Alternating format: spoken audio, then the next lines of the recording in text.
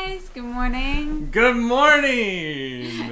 Welcome to the first test episode of the Nerdy Nightly Morning Show. Mm-hmm. We're so excited to be doing this, but this is a test. We want to figure things out, and we hope that you'll join us for this adventure. Thank you so much for being here, everyone. And thank you, Orange, for those gift subs. Thank you, Orange, for starting us off strong. Yeah. We might have to figure out a way to put our sub goal in this overlay as well, because we are doing some goals for October. Mm-hmm. If we hit 100 subs in the channel for the month, we are going to do a VR horror stream, and if there's 100 subs in her channel, she has to join me for it.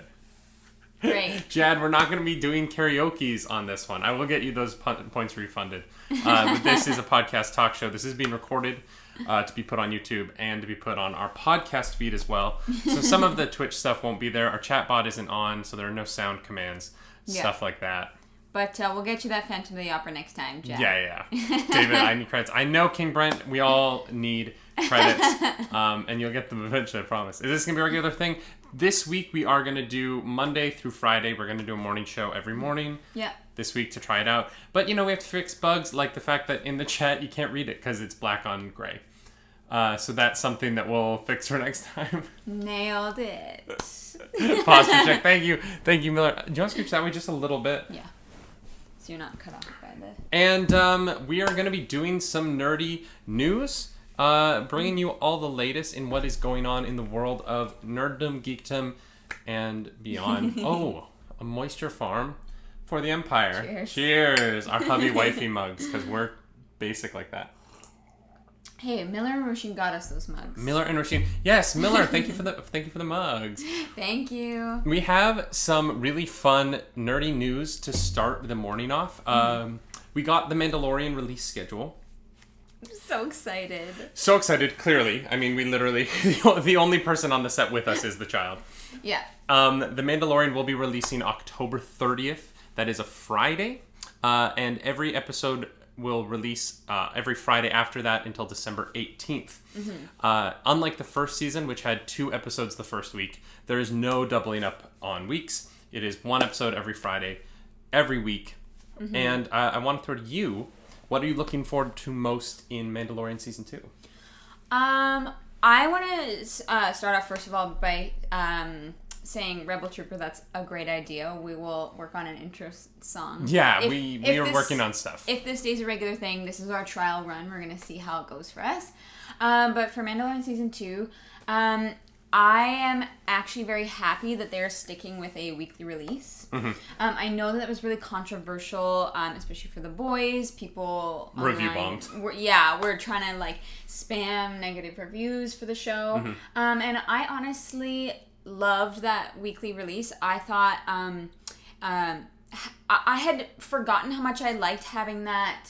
I'm looking forward to this coming out every week kind of thing, and we don't always get to watch it the day it comes out, but it still builds up that excitement for it, and Absolutely. So I'm really glad that Mandalorian is sticking with that, because I do prefer that method of release personally. Yeah, I think it was really noticeable in our house how we got so excited each week for the new episode of The Boys. Mm-hmm. And we watch so much, because we put out podcasts and all of this stuff, we watch so much content.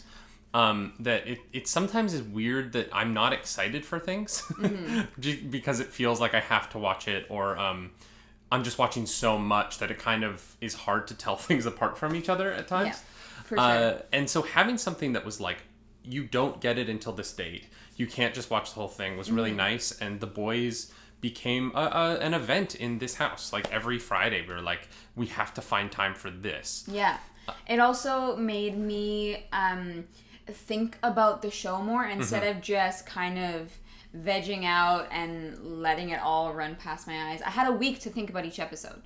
I had a week to be excited, a week to come up with my own theories, what I wanted to see next. And I think with that Netflix binge type of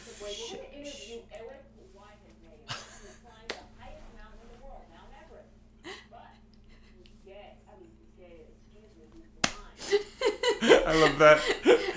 David's favorite alert. Mitch, thank you so much for the 100 biddies. For the 100 biddies. If you've never seen that alert before, it's like a 12-year-old, it's like, no, I think it's even like 15 years old now. It's a woman who is reading a teleprompter and can't read. And I love it. I love it so much. It's a wonderful thing. I think, the boys, really illustrated for me something that I hadn't realized for a long time. Mm-hmm. And it was that I had started to kind of see television shows as, background noise. I put them on while I'm doing other things because they're bingeable, and Netflix kind of brought about this new era of television, this premium golden age of, prestige television, as people call it. But at the same time, it also put out so much content, and there's so much content coming out on the television side that it is at times hard to distinguish what is, I don't know what the word I'm looking for is, but what's actually like interesting to me, versus what I'm having on because I feel like I need to have things on. Yeah. And I realized with the boys that like, oh, I'm so excited to watch this show, and now that it's over, I'm immediately diving into thinking about next season. Yeah. And I think that because Netflix is starting to put shows out with weekly releases, and Disney Plus is, and I think that we're going to actually leave the binge watch era behind. Yeah. Because for the shows themselves, it's really hard to build buzz when everybody watches it over a weekend. Yeah. And then no one is watching it again into the future. Mm-hmm. And so I think that seeing the way that Disney Plus is releasing all of its shows this way, I don't think we're going to go back to that era again. Yeah, I think the world of television and such, that it's all changing. It's all like it's ever fluid. And it's interesting to see us going... Because everything kind of jumped to that extreme of it all comes out at once and you binge watch it, and now we're kind of stepping back. And I think having that in between is actually going to be really nice. Mello asked a really interesting question in the chat, saying, do you think the Netflix price hike is worth it this year? So what is the price hike? I actually don't know. What I will say is that Netflix is going to have a hard time competing because Disney Plus is keeping its price stagnant for now, and its price is already significantly lower than Netflix's. Is it? I thought Netflix was like $8.99 a month or something. Netflix is going to, the streaming giant is $9.99 a month in Canada, but the standard monthly plan is going to be $14.99. $5 increase? No. So the $9.99 plan is the most basic plan. Yes. That's what we have because there's two of us. A standard plan is typically for families. So for $14.99, you can have like 3 different screens in the household all watching Netflix at the same time. Whereas like on our account, like if we're watching Netflix in here, we can't also be watching Netflix in the bedroom, or a different show in the bedroom. So what's the price hike? Just that the it's going up by $1 a month on a plan that we don't have. So for us, it's great. Okay, so for us, it doesn't make a big difference, but... Here's a question for you, though. So we don't really watch a lot of new Netflix shows. New? No, not really. Like, we mostly watch stuff that we already like on Netflix. Yeah. Because, the next thing that I'm excited to watch on Netflix is Stranger Things. Season 4. Yeah, I need to catch up on that. So, nowadays, with so many streaming services, I feel like it is an interesting conversation of, for the last few weeks, we've been watching a lot of Amazon Prime. Mm-hmm. So we have all these streaming services, but we don't use all of them every week. No. Here's the thing. If it's $1 price hike, Mello, I think that if you are a big family and you have multiple people watching it, that $1 at a time, it probably isn't going to seem like a lot. Netflix is going to rake in a bunch of money with $1 a month. That's only an extra $12 a year when you think about it, which I don't think is really, like, if I saw that, I wouldn't be too, like, upset by it. If I had a family, multiple people in the house, and I wanted, like, everyone to be able to enjoy their own shows and not have to worry about the fight over who gets to watch what right now and that kind of thing. I think that extra $1 a month is really not much of a sacrifice, and maybe that's coming from a place of privilege, but $12 a month extra does not seem outrageous to me. Or $12 a year extra. I think that if it happens every few years, I would agree with you. I think that Netflix has been hiking its price up pretty consistently, though, year over year over year. Right. And the problem becomes what streaming services are worth it at what price.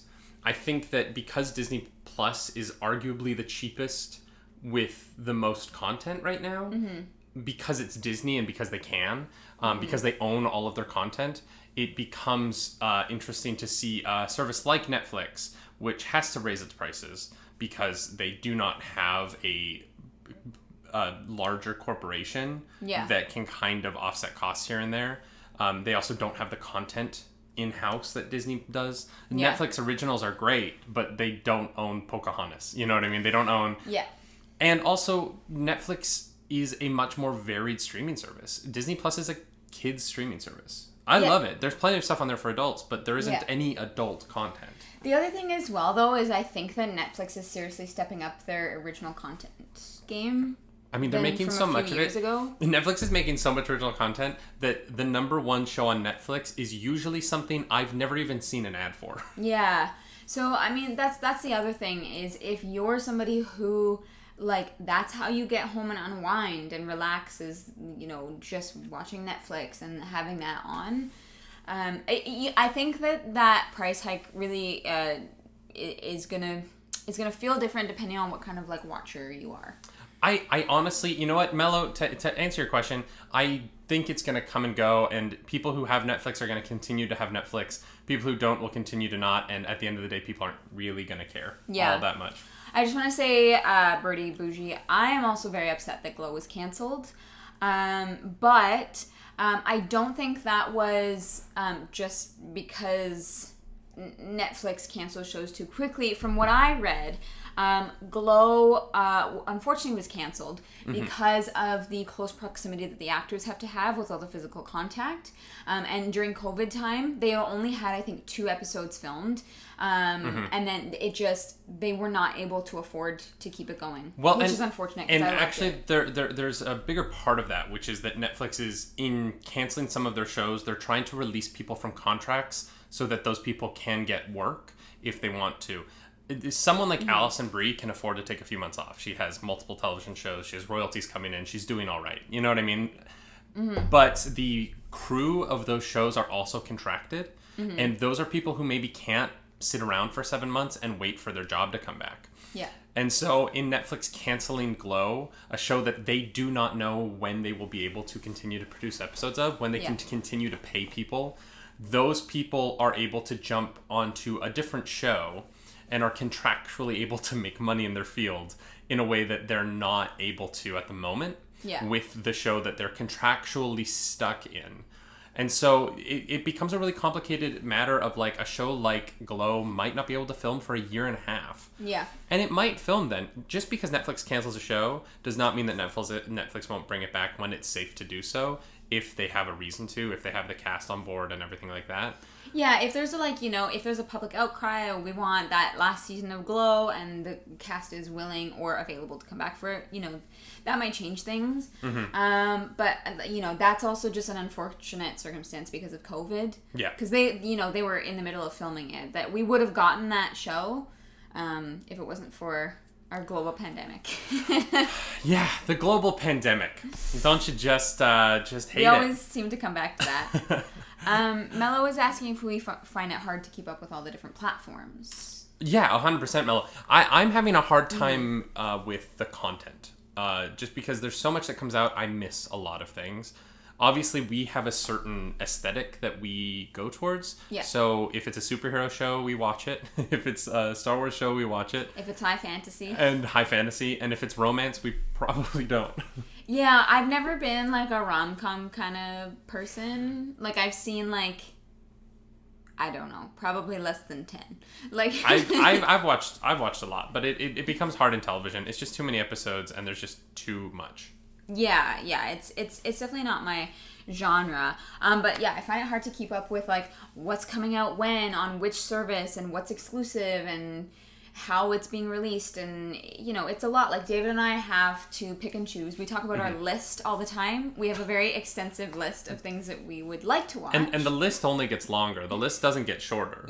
We're never going to catch up with this list. No, it's not going to happen. Especially since every day I find out there's another movie that Clarice has never seen before that she, like, this morning it was Anchorman. certain things like that. Yeah, Let's move on to our next story. We're gonna go into our title story here. As it says down below, Wonder Woman heads to ancient Egypt, because we found out over the weekend that Gal Gadot is going to be playing Cleopatra in a movie about the expansive myth and legend and real true story that is Cleopatra, and it will be directed by Wonder Woman and Wonder Woman 1984 director Patty Jenkins. There was an extensive bidding process for this film that included basically everyone. I know that Netflix and Apple TV Plus were both huge bidders for this, but ultimately Paramount Pictures has gotten the rights to the film. Interesting. So quick question about that. How does that process work? Is there a script written and it's taken to a bunch of producers and they all kind of fight over it? So it depends on how many people are involved. Yeah. There is a process that is known as writing a spec script, which is a script that no one has commissioned you to write. It is your idea and you're taking it. And you write it, you take it to a studio, and then you pitch it to a studio. This is how a lot of really, really famous movies get made. Yeah. And this is how a lot of writers kind of break into the industry. For instance, I know Max Landis wrote a spec script that went for like $3 million. So like once these scripts are written, you go around, everyone reads them, and then people either bid on them or don't. So I believe this is going to be a movie. So this is going to be a movie, starring Gal Gadot as Cleopatra, which I want to talk about because I find it really interesting. Gal Gadot is rather famous, obviously very famous. Very famous. But she's also probably the most famous person right now for having served in the Israeli military, because it's mandatory. If you grew up there, and she is a Israeli woman playing a Egyptian pharaoh, and I don't want to get too much into the specifics of that because I don't really understand the situation, but I know that there is some complicated socio-political things between those two nations, and I wonder about the choice to have someone who is kind of. The only controversy around Gal Gadot is her military service and her continued promotion of that service and lifestyle. And I do find it interesting to see her in this position of playing a character who I think there might be some controversy around this movie. Yeah, but I think that in a way, depending on how they handle it, will also make them money. Yeah, there's an incredible tendency in our current climate to hate watch things. Yeah. Yeah. Yeah, for sure. I will give you my money because you've made me angry. Yeah. It's an interesting kind of phenomena. Here's the thing. Obviously, I can't really comment on. I don't know what the relationship or past relationship of those two countries has been. My history. Is lacking. Yeah. For sure. But I am kind of curious. I think I'm going to look into that because, I know, like, there's always I don't know. It's that interesting push of they clearly wanted to have somebody who wasn't, like, white European. Obviously for the movie. Yeah. But they need somebody that's famous enough that they can pull in money.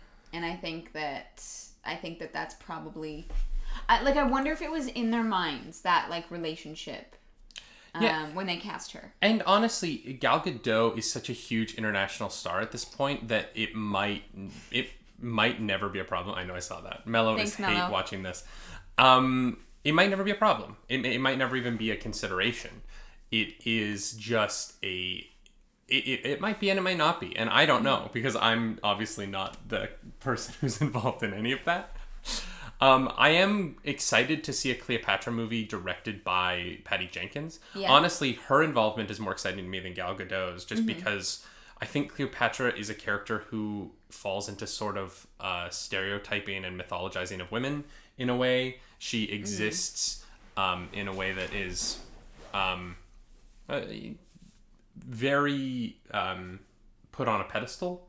Yes, and when she's a real human. Yeah, with, and strengths and flaws. I'm excited to see a movie directed and written by women that depicts her in her complexities, and I want her to be the magnanimous, huge, larger than life character that I think she might have been. I don't know a lot about Cleopatra. This movie could blow the lid off of my ignorance, but to see, I know it's written by a woman, it's directed by a woman, it's starring a woman who has a lot of power in the industry right now. Yep. And I'm hoping that we will get a Cleopatra story, controversial or not, that really shows that character in a more humanizing light.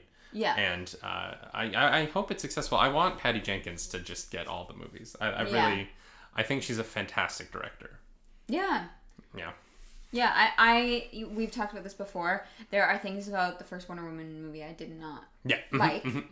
But that being said, I think there are a lot of things that were brilliant about it. And so I'm excited. I'm going to watch it. Having said that, speaking of Wonder Woman, we did get the news, not news, but industry talk, that Wonder Woman 1984 will probably be pushed back to next year. It's looking at either February or June of next year. They pushed to Christmas, right? Yes, they're currently at Christmas, and we're just gonna have to wait and see what happens with that. Movie theaters are in dire straits at the moment. It's not funny. I'm laughing because I'm uncomfortable. Movie theaters are my favorite place to go. I usually see at least 2 movies a week in theaters, and not being able to do that has been a big change in my life, and I'm quite sad about it. But do you think Paramount will give them freedom to direct it as they please? I know some studios can make a lot of changes that change the ways directors envision their movies. Miller, that's an interesting point. I think that when you're dealing with the studio system as it exists right now, you do have a lot of creative control in the studios, just because these movies are so expensive that when a director is given control of a film, it is not necessarily as much control as they would like. On the flip side of that, I think that Patty Jenkins is arguably one of the most powerful female directors working right now. I would say her and Ava DuVernay are probably the 2 with the strongest voices in Hollywood at the moment. And I would imagine that gives her a certain amount of leverage going into this film, that she's going to make the film that she wants. Mm-hmm. And her and Gal Gadot being so close, and Gal being one of the most... influential celebrities at the moment. I think that those 2 women are going to make the movie that they want, and Paramount would be would have a hard time trying to control that. Yeah. Are theaters still closed in Canada? Movie theaters are not closed in Canada. No, they are open. The problem is that there aren't any new movies. They are closed some places in Canada. True. Toronto, where we are, just closed its movie theaters back down. Yeah, they're shutting back down. But across the country, the theaters are open. Yeah. We actually, when Tenet and New Mutants came out, we did go see those. Mm-hmm. But that's the biggest struggle with the theaters right now, is that there's no new movies, there's no draw to bring people in. Yeah. They're not making money in that way. And so it's tough. I mean, we went and saw Empire Strikes Back. Mm-hmm. And we saw the Lord of the Rings, the Fellowship of the Ring. But rerunning movies is not, I don't think that they are going to be able to make enough money off of that. And it's also one of those things where for us, or at least I believe, I don't want to speak for you, but it was going to see the new movie that came out, and you would go and see what was new, what was coming out, what was relevant. Yeah, I think the announcement from Cineworld that they were going to close down their UK branch, as well as cinemas, as well as the Regal cinemas in the United States, hits everyone hard. Hey, Daygon. The chatbot is not on for this, just because we are recording this for the podcast. Yeah, we don't need the ASMR sound going off. Truly, we do not. I think that, there is an element of concern, especially because Regal is closed. Is that my phone? Yeah, your mom is my mom's texting us? Yeah, something about us being live. I don't know. Oh my gosh, that's so funny. Sorry about that. Well, episode 2 will be tomorrow, and it'll be much more professional than this. We might get another light. It's a little bit dark, I think. It is a little bit dark. See, this is why we're doing a test run. This is why you do a test run. Exactly. You know, you with friends. I hope drive-ins make a comeback. I've never actually been to a drive-in. Drive-ins will not make a comeback in Canada, but drive-ins in Southern California have been open and operating, and they're actually making some serious cash for the movies that are going to them. I know that a big pull for Unhinged, the Russell Crowe movie, a lot of the money that movie made was from drive-ins. Tenet made a lot of money in drive-ins. Not anywhere near what they can make in a real theater. Yeah. Just realistically, but... Jess and Ryan went to a drive-in the other week, actually. They wanted to see Tenet. They were really excited about it. And unfortunately, they left because the sound wasn't able to come through their radio for whatever reason. Jeez. So they went and they were really excited, and then they had problems. They couldn't hear the movie. So I don't know if that was the drive-in or their car or whatever that may be, but there's always that like learning curve. Something like that. Miller is asking, do the theaters have any COVID precautions there? They do. Everyone is very spaced out. When we went to the movies, I mean, there were only about 4 other people in the theater. And when you reserve your seat, every seat is reservation only. Yep. So you have to pick your seat, and it's like every second row and there's like 4 seats in between at least you and other groups. Yeah, so you only sit with your group. Their cleaning measures have been upped substantially. They have a spray that they spray into the air that kills the virus and things like that. And the precautions feel very safe to me. We've been to the movies 4 times. Yeah, we've been a handful of times and it's never felt unsafe. We try to be very conscious about it. And so...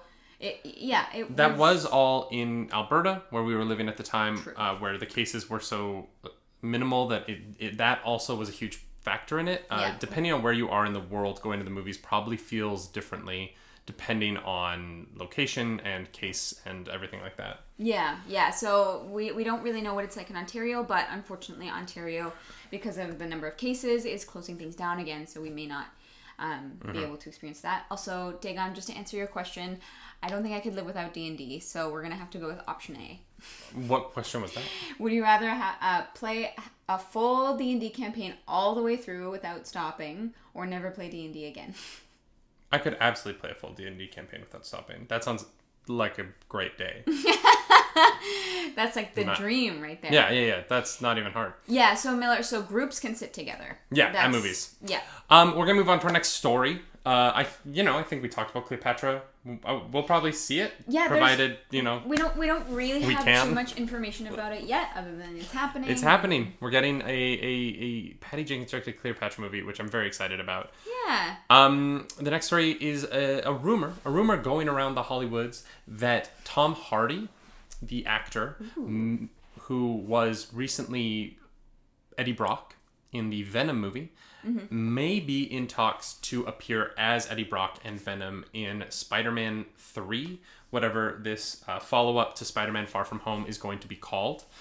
This comes on the news that Jamie Foxx is being brought in as Electro from Amazing Spider-Man 2, and Tobey Maguire and Andrew Garfield are both in talks to return as their Spider-Man for this third Spider-Man movie.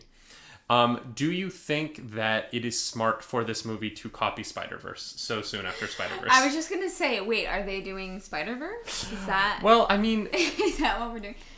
We know that Doctor Strange, Benedict Cumberbatch is going to be in the film. Yes. Playing the mentor role as Doctor Strange. And we know that before we get Spider-Man 3, we are going to be getting a Doctor Strange movie titled The Multiverse of Madness, which will star him and the Scarlet Witch. Sounds like a bad carnival. It sounds like a ride at Six Flags. The Multiverse of Madness. Yeah. And there's like a bad animatronic Benedict Cumberbatch like doing his American accent. Where you're like, where in America is Stephen Strange from? Yeah, good question. Bender Stick Cucumber Patch. So we have people in the chat saying, no, it's not smart at all. Thank you, Rhiannon, for that. I'm very curious to see where they're going with this Phase 4 of Marvel, because we're seeing Kang the Conqueror, who is going to be in the next Ant-Man movie, played by the star of that Lovecraft Country show that we desperately need to watch. But so that's time travel. We have Multiverses of Madness, which is the Doctor Strange movie. So we're getting all of these sort of like fourth dimension sort of effects coming into Marvel. Yeah. And I'm curious if they're going to have to do this multiverse at some point anyway. Why not do it in a Spider-Man movie where people are already comfortable with the concept? Exactly. And Joe is saying, Spider-Verse was so successful. People loved it. Absolutely. So, yeah, honestly, I can understand their thinking. Yeah. Let's try this again, see how people like it. And, everyone has their opinion about Spider-Man and which one they like the best and who was the best Spider-Man. And, everyone, I feel like, is pretty nostalgic about Tobey Maguire's Spider-Man. And I know a lot of people didn't like it, but I actually quite liked the Andrew Garfield movies. The first one. The first one. The second one, was a little... Don't. I was about to say go back and watch the second one again. Don't do it. Here's the thing. The second one literally made me cry. So, I feel like... Oh, there's emotional moments. It's just so long. Yeah. That movie it's a lot. It's very, very long. It's a lot. There's too much going on. Yeah. But I feel like they're all... excuse me. They're all brilliant actors. It's early, guys. I don't function before 11 a.m. I think the multiverse... Oh, Miller is saying, I think the multiverse movies or series can be interesting, but only when they're spread out. This is the thing. Yeah. I think... Yeah, is it too soon? Is it too soon? And there is a Spider-Verse 2 coming out in the same year? Probably. With COVID, who knows when movies are coming out. That I question. But when you're basically telling the same story with two different Spider-Men in a way that I'm not sure they're going to be able to pull off. Mm-hmm. Oh, we're getting some love for Jamie Foxx as Electro. All right. Yep, that's happening. I'm excited for Jamie Foxx to have a chance to play Electro again because I really don't like that character in that movie. Oh, David is of opposing opinions. I think that if you get Jamie Foxx to play Electro, he already is so much like the comic book Electro. You don't need to give him a completely different character to play that isn't Electro. Like, the character that we got in that movie is not Electro from the comics at all.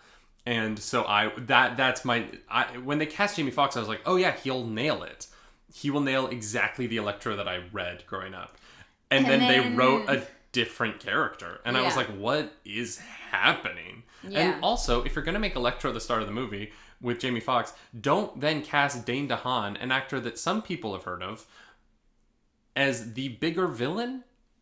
And then have that other villain not matter until the very end when they just murder Gwen Stacy. Sorry, spoilers, but... Spoilers. She died in the comics in 94?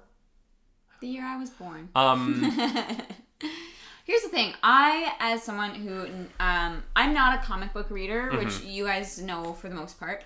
So I come into the perspective of never having read the source material for it. And I did enjoy Jamie Foxx's Electro. It's been several years since I have seen that movie, but I remember watching it and enjoying it. So I think that we should give the Spider-Man movies a rewatch before this comes out, because I would like to see what's different and what they keep. Like, what they thought worked for them and what didn't. Well, hopefully they learn. I know Sony has really wanted to put out a not Superior 6, Sinister 6. Wow, my brain. Sony's really wanted to make a Sinister 6 movie for a while. We had reports of that going back as far as when the Andrew Garfield movies were in theaters. Yeah. And I think that there is an element of this that is their ability to finally get a Sinister 6 without having to set up villains. Yeah. For that movie is, we'll just pull the villains that people already know. We're going to have this situation where we have Michael Keaton as the Vulture. We have maybe Mysterio can come back in some way. Hey, Fantaxia, welcome to the chat. We have now Jamie Foxx as Electro.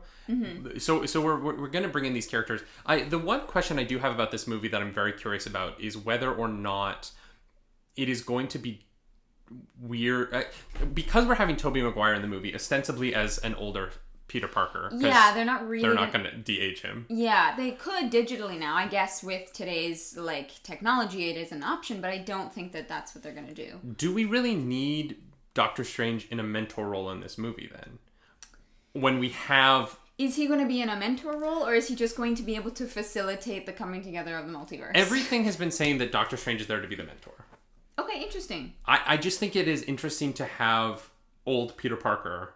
Not old. Tobey Maguire is... Have you seen a picture of Tobey Maguire lately? He still looks like he's like 22. Yeah. But a slightly more aged Peter Parker in this movie and not have him be the mentor. Yeah, that's going to be an interesting choice. And that's where they need to, like, I think, differentiate from Spider-Verse in a way. Because if he's going to be there and not be the mentor, he can't be the, like, wash-up. Because then it's too similar. And a lot of chat really liked what Miller said about with the success of Spider-Verse. This new movie is going to have to be so good because of the expectation. And I believe I'm getting that right, but I just want to... Well, yeah. It needs to be an amazing movie, or, yeah, it's not going to be as good. It's going to be the less good version. And... that's the thing that I don't know how they would deal with if that happened. Yeah, I think it's also hard to compete with Spider-Verse because it felt like a cultural moment. An animated movie that like just kind of like swept over it. Like everyone loved it. I watched it. Well, and it was an animated superhero movie that didn't make a lot of money. No. Spider-Verse was not the financial hit that it should have been considering the quality, but it also was a film that won an Academy Award for Best Animated movie, and that usually only goes to Pixar. So to see it's a big deal to see this film kind of come out of nowhere, and also just have a level of creativity that most films don't have. I mean, there's 5 styles of animation in that movie that look like they go together somehow. They pulled off something brilliant, like truly brilliant. I think my prediction, honestly, is that, you said Spider-Verse didn't make a lot of money, but it was a huge success. People loved it. I think this movie is going to make all the money because of everybody who's in it. But I'm worried for it. If it's not incredible, it's people are not going to love it. I don't think it's going to be loved the same way as Spider-Verse, which I think is what they're hoping for, but it's going to make money. I don't think... Spider-Verse to me is still kind of a cult hit, whereas this will be a mainstream hit. I mean, the 2 Spider-Man movies before it have earned enough good faith that this movie is going to destroy when it comes out. It's going to do very well. Yeah. Especially because, well, depending on if movie theaters survive. I'm very excited for it. I'm still more excited for Spider-Verse 2. If I'm being honest. That's the movie I want. Of these 2 films, I want Spider-Verse 2 more. That's the one that I would go with as well, actually. Here's the thing, is it does seem like they're kind of just trying to cash in on how Spider-Verse did. They're like, oh, let's do that thing, put a bunch of celebrities in it, and make money off of it. I don't agree with that. Okay. I just because, and maybe this is the comic book reader in me, but this is the Spider-Man story. Yeah. That people talk about these days. Like, Spider-Verse isn't a movie first. Spider-Verse is a comic series first. And so this is actually a really natural progression of this to me. And what we're seeing right now is that bringing people in from the past is big money right now. Everyone wants to do it. There is a chance that Michael Keaton will be in this Spider-Man movie, and he will be playing Batman again in the Flash movie in the same year. I'm sorry. So Tobey Maguire, Andrew Garfield, Tom Holland. They're the Spider-Man. Those 3 are going to be in it. Benedict Cumberbatch is going to be in it. He's Doctor Strange. There's a rumor Michael Keaton might be in it. Well, Michael Keaton's the Vulture. Yeah, he'll be a villain. And Venom. Yeah. And Electro. Yeah. What is this movie going to be? Well, Sinister Six. So there's going to be 6 villains. So I was like, where is this going? Because I'm assuming the Sinister Six is going to be Mysterio, Electro, Scorpion. Because we met Scorpion in Homecoming. What if one of the Spider-Men is one of the Sinister Six? What if Tobey Maguire comes back as Doc Ock? That's what I want to see. That's what I want to see. But no, yeah, I think that we're gonna end up seeing Michael Keaton as Batman and Vulture in the same year. Wow. Because bringing people back to do things again is what people want to see. That's what people like. You know what I want though? I want Val Kilmer to come back as Batman again. We only got him in one Batman movie, but I want it. I want because Ben Affleck, and apparently the Flash movie will have Ben Affleck and Michael Keaton. Right. So I want Val Kilmer. I want George Clooney. I want all of them. I want literally every person who's ever played Batman in a scene together, just doing their different gruff voices at each other. Just throw Robert Pattinson in there for good measure as well. So Miller says that this movie seems like it's aimed at hardcore fans because it's bringing back a bunch of people. So if you're a Spider-Man fan... But here's the thing. There's no such thing as hardcore Spider-Man fans. Spider-Man is the most, like... I think, like, universal superhero. For sure. It was the first one pretty sure that I saw. Well, like, it was the first... original... Spider-Man was the first gigantic blockbuster about a superhero. Yeah. It was a big deal when it came out. After the collapse of superhero cinema. Like, you had Batman and Superman for a long time, and that was it. Then superhero cinema went away. And then in 1999, well, you had Blade in the 90s, but Blade is it's R-rated. It's excellent. Those films are I love them. But they fit into a different genre, sort of. But Blade brought back superhero cinema. X-Men in 1999, group movies. Spider-Man in 2000, being the huge hit it was, being this, successful tentpole that rebooted superhero cinema and brought superhero cinema back to the front. We would not have what we have now without X-Men and Spider-Man. Interestingly, Kevin Feige, the head of the MCU, worked on X-Men in 1999. He's the reason that Hugh Jackman's hair looks like it does. He came up with that for that film because he's a genius.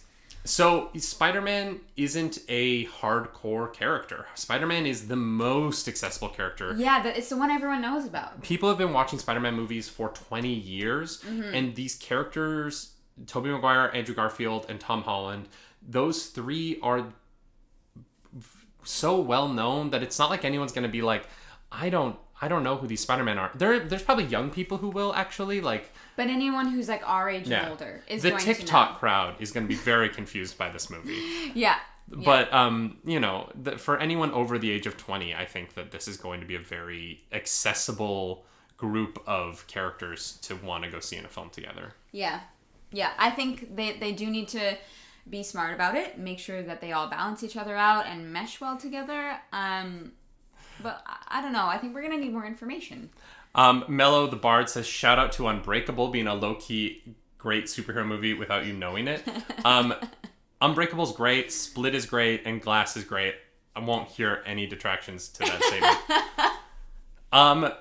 The Playmat says, hardcore Spider-Man fans are the ones who know the differences between the different universe. Amazing, Ultimate, Spectacular, and etc. That's true. I do not know. Amazing Spider-Man and Spectacular Spider-Man take place in the same universe. So I do take some umbrage to that. Also, Ultimate Spider-Man becomes Miles Morales, and then he is now in the Amazing Spider-Man universe. So technically, the three universes that you just mentioned are the same universe now. But I do know what you mean, Matt. That's wild. I'm just going to actually that really quick because that's... Is Miles Morales going to be in this movie? Yes. That's what I need. Thank you. Well, how many Spider-Men are going to be in this movie? That's the thing, we don't know. Will Nicolas Cage appear as Spider-Man Noir in this movie? I would love that. I would love that. I got owned. No, Matt, you're good. You're good. This is what he thrives. This is why we have a show on Twitch. Yes, exactly. So, the last story I wanted to talk about today was The Boys Season 2 finished over the weekend. Yeah. I think a lot of people online... I just want to mention, we're not talking about spoilers. No spoilers. So you don't need to leave if you haven't seen it. Yes. Continue. No spoilers, but this season was really well received. And of course the show is going into a third season. We already talked about how much we loved watching the season, about how into it we were. It was incredible. Moving on to the third season, we are starting to hear things that are coming out. It has been confirmed that Jensen Ackles from Supernatural is going to be appearing in the 3rd season as Soldier Boy, a character from the comic books who is... Not like Soldier Boy. I can't believe you just did that. That's what came to my mind. So, Soldier Boy is the boy's version of Captain America. But he's a huge coward. I'm pretty sure he wets himself at one point in the comic books. Oh, wow. But the... he's a softie. The showrunner of the show has said that Soldier Boy will be Homelander before Homelander. So I'm wondering if that means that we're going to start getting some flashbacks to earlier days. Of Homelander. Of not just Homelander, but of Vought and of this whole world in season 3. That's honestly what I need to know. I'm like, I need to know how this world works. I want to go back to like Nazi Germany where it started. Like, I want to know what happened, how it happened. I want to know the history up until then. Like, I wasn't sure that I would like this show as much as I do, and now I just like can't get enough of it. I want to know everything. I'm excited for the spin-off set in like a college for superheroes. I think that's a really exciting idea.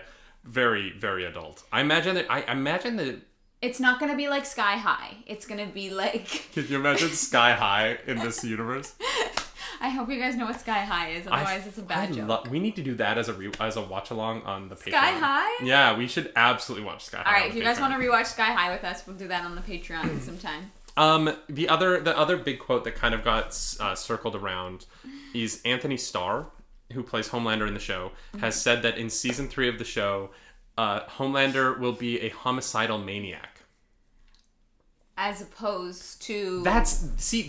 I'm like, in the first episode... In the first episode of The Boys... Pretty sure he's already that. So what would... Like...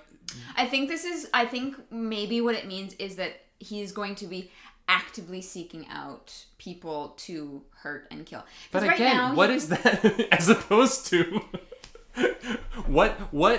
In the world of this show, if Homelander is not a homicidal maniac in episode 1, what does a homicidal maniac Homelander look like? Like, what? Okay. How much further could he go? I'm thinking maybe, because right now Homelander kind of just is on top and takes care of shit when it needs to be like taken care of and doesn't really give a fuck. Like, he just kind of is there. He's like, whatever, I can do what I want. He's like, whatever. I think we're about to see a shift in him actively pursuing additional power, additional power, I guess is the best way to, because that's what I think his ultimate goal is, to be literally on top. Nobody can say otherwise, because right now he is kind of at the mercy of the people in a way, because he's at the mercy of his own ego. Yeah, you know what I mean, like, and that's what's so interesting about the show is that he's not really at the mercy of anyone, because unlike Superman, he doesn't have a physical weakness. You know what I mean? Superman. Like, there's no way to take him down. And without spoiling the comics, the way in which Homelander is taken down in the comics, which sounds like it might be a spoiler, it really isn't. That you have to read the comics. But the comics are very different. Very different, because now the Homelander twist in the comic books is impossible in the show now. They have changed something so drastically that they could never possibly bring that twist back. Yeah, and I think that's kind of what they're going for, is they're making it their thing. 100%. And to keep to keep them separate for those who don't want to get spoiled one way or the other. So I'm very curious to see how they're going to handle everything. Even Stormfront. Stormfront in the comic books, the ostensibly the villain from season 2 is a male former Nazi who is the leader of a superhero team for Vought. And they know that he's a former Nazi. He wears Nazi insignias. In the comics, he is a hero, though, and the boys have to take him down. Yeah. The version on the show, which I think was brilliantly done. I think Aya Cash really crushed that character. And I really loved seeing them handle a much more modern and realistic to the point of it being uncomfortable to watch her scenes at times. Yes. Because it felt very topical in what's going on in the world at the moment. Yeah, it was a bit too real. We would like give each other the side eye and be like, "Oh, yikes." I just think that they've consistently done a good job updating this for a modern storytelling. For sure. And, with Soldier Boy in the comic books is not Homelander before Homelander. He's a contemporary of Homelander's. He's very weak and he's kind of a little shit. So to see what they're going to do with that is very interesting. I'm excited to see how they update all of these stories and what they end up doing with Homelander now that they cannot do what they do with him in the comics. Yeah. Because of the things that they've changed. Yeah. Rhiannon Cates asks, having never seen or read The Boys, what do you recommend I start with? That depends on if you are a comic book reader or not. I don't even think it depends on that. No? No, I think that depends on how much you enjoy adult content and gore. Yes. I think if anything has a trigger warning on it, The Boys needs a trigger warning. Rhiannon, the show less so. The show deals with certain things that are dark. It is dark and gory and like... It does not present them to you as graphically as the comic does. Yes. I think that if there is anything that bothers you, The Boys has it depicted in color. And you might want to steer clear of the comic if you are the kind of person who enjoys Garth Ennis's work or adult kind of... I don't even want to say shocking. It's not shocking. It is intentional, and it's telling a very intentional story. Yes. But it is very, very adult. It's a lot. It is a lot. There's elements of rape in the show. And I just want to be very upfront with that because I do not want anyone to be in a position where they're watching something or reading something that makes them uncomfortable. Yeah. And I think it's handled in a way that is telling a satirical story, and I understand why it's there.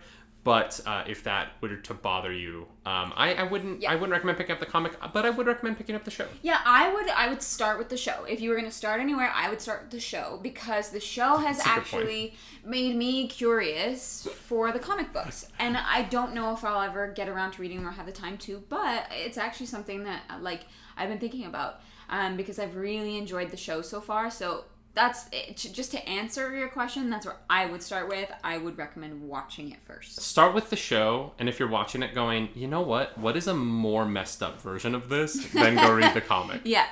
If the show makes you uncomfortable, do not read the comic. Don't read the first page of the comic. It's a lot. Yeah. It is a lot. Miller, I don't know if it's good that they made the changes because I've only experienced the show, but I think... I do. Okay. So, I don't think this is a spoiler to say, so I'm going to say it. In the comic book, the Boys versus the Seven is not the main thrust consistently. The Boys have side adventures, which is the main plot, actually. The Seven for a lot of it are actually the side story. The Boys go up against Teenage Kicks, which is mentioned in the show as one of A-Train's former teams, which is like a Teen Titans. They go up against the G-Men, which is this world's version of the Seven. They go up against other teams. They take down other soups that you've never heard of on the show or have only been mentioned on the show.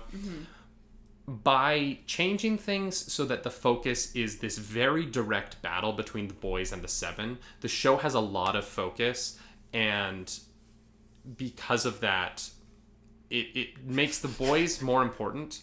It makes the Sevens more important, to the story, and it makes the Sevens' characterizations feel a little bit more interesting. The Seven in the comic are not complex characters at times. Homelander kind of is, but some of the other members of the Seven aren't. Instead, by focusing only on them and not having this plethora of other... Yeah. Because it would be, at that point, it would end up being Game of Thrones, and you're like, I'm sorry, who is this person and what is that person? Well, it would have been more of a typical television show where, season 1 would have been the Boys take down the Teenage Kicks. Season 2 is the Boys take down the G-Men. Season 3 is the Boys go to Russia and take down the Russians. Yeah. You know what I mean? It would have had that kind of feeling, which the comic does, because the comic is much longer. Extensive. and they had a lot more room. And also, the comic was ongoing for years. Yeah. But this gives them focus. Yeah. So the show takes a lot of the best parts of the comic book, and gets rid of in order to do the comic book as a television show, you would have to have 7 seasons of like 16 episodes a season. They have 5 seasons, and each season is 8 episodes. Yeah. So we're getting to things a lot faster. It's very contracted, and it is very focused. And I think that the best thing the show does is focus on its characters, focus on the story it's telling, and doing a really good job of telling that story in a way that I've been very impressed with, and I'm really, really enjoying. I love this show. Yeah. I'm just so, thankfully we have Mandalorian in a couple of weeks here. Because if we didn't, I would just be like twiddling my thumbs waiting for season 3 of The Boys. Yeah, true. Yeah. Do you guys, we've got 4 minutes left of the show.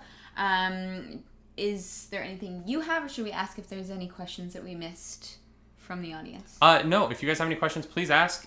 We have just 4 minutes left. We did this. We did an episode of a morning show on our Twitch. There's a million things I want to change, and we're going to keep changing them and keep making this better, but this was a lot of fun. That's why it's a test run. Yeah, I need more coffee. Fun. Oh, there's still coffee in this cup. For shame, David. For shame. Just really quickly before this ends, I do want to say that this is only possible because of our patrons. The people over on our patreon.tv/nerdynightly, you are the reason that we're able to do this. I really want to quickly shout out our Mad Lads, which are my mother, of course. Trish, what would we do without you? And Dagon and Phoenix from the Broken Pirates. Can you shout them out really quick in the chat? Yeah, of course I can. They are our Mad Lads. We also have our Knights of the Nerd Table, which are going to be... the bot's not on, but it's going to at least put their username. Oh, okay, yeah. Follow. Okay. If you're not following the Broken Pirates, please follow them. They're incredible. And we love them a lot. I also want to shout out our Knights of the Nerd Table, BlindSeer. If you're not following BlindSeer here on Twitch, you have to. He's one of the best. FoodieIRL, my stepfather, Josh, eragondr, David GM, and of course Otter, our incredible Discord operator. Yes. I just want to say to Rhiannon quickly, yes. We are planning on doing this Monday to Friday this week. So we'll be here at 10 a.m. every morning. Yeah. I think the trial is going to be 2 weeks. Yeah. Yeah, I think that's what we talked about this week and next week. Doing Monday to Friday for 1 hour. We might have a guest on next week at some point. Or maybe later this week. Who knows when that? Yeah. We don't know when that's going to happen yet. Who knows? We need to talk to them. Yeah. But yeah, we had a lot of fun doing this, and we would like to keep this going if it's something you guys are interested in supporting. Miller, I will send you a link to the Discord after this. Our chatbot is off. We should have the chatbot on for these in the future. Yes, we should. I have an idea for that. Also, Rebel, yeah, I did background on The Boys. Yes, Clarice did do background on The Boys. You can see her in the race episode in season 1. Episode 3, season 1. We need to post that photo. Yeah, we do. We'll post that photo on the Instagram later today. Yeah, I'm really good friends with Carl Urban. I have a great story. If you want to hear that story, that is actually in a Patreon-only podcast, which you can hear at patreon.tv/nerdynightly. You can also follow us across the internet at nerdynightly and at... Claris Dracaris. That's right. Claris Dracaris will be streaming at 1 o'clock Eastern today. Yeah, playing in 3 hours. Subnautica. I gotta beat the game. I gotta do it. You really do, because I need you to have Twitch highlights this month from other games. You know what? That's fair. That is fair. That is fair. I'm gonna work on it. We're gonna get there. She's not. She's so obsessed. I will be streaming tomorrow. We're actually going to be doing the morning show. Oh, that's right. Yeah. Tomorrow we will have the morning show at 10 a.m. And then if you return at 2 Eastern tomorrow, we will be playing through our playthrough of Divinity 2 together, which is going to be a fun little co-op stream of us trying to remember where we're at in this game that we have not played in a month and a half. Yeah. So please join us for that. I just want to say, Orange, as soon as I get my superpowers. That's all I will say. That's all I'm at liberty to say. Liberty. Do you really want to tie yourself to that superhero. I didn't actually make that connection until you said it, but... No spoilers, but woof. My name's David Webb. I'm Arielle Edwards. Do something nerdy tonight.